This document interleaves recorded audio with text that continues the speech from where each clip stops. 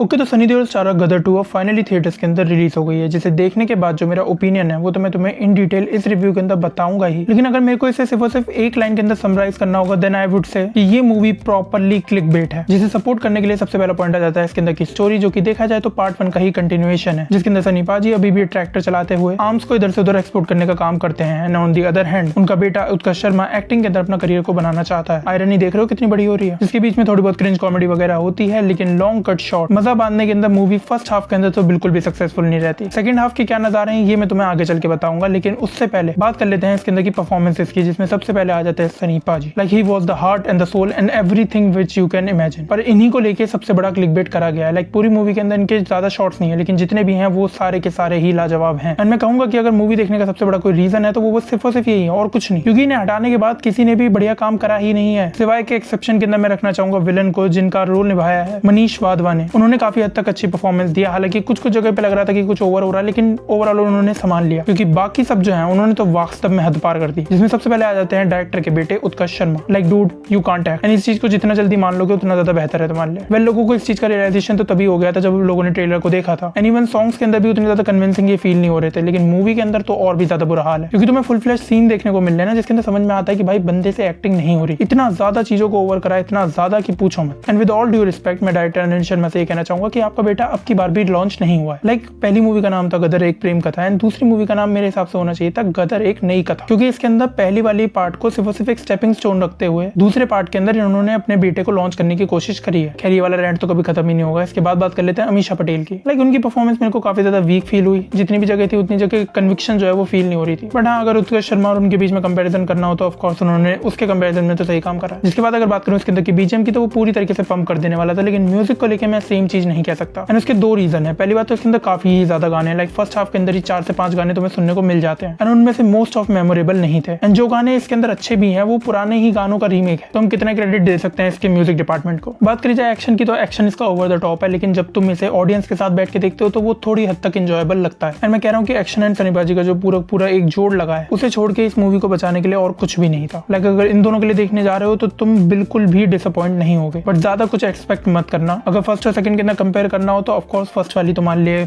Top priority पे रहेगी, मेरे लिए भी। बाकी मेरा ओवरऑल वर्डिक्ट यही है कि तुम इसे एक बार डेफिनेटली चेकआउट कर सकते हो, हालांकि भीड़ भाड़ के अंदर जाओगे तो और ज्यादा मजा आएगा। एंड बाकी यही था मेरा ओपिनियन इसके रिगार्डिंग। तुम्हारा क्या है कमेंट करके जरूर बताना। Till then good bye, tata, see you, bye.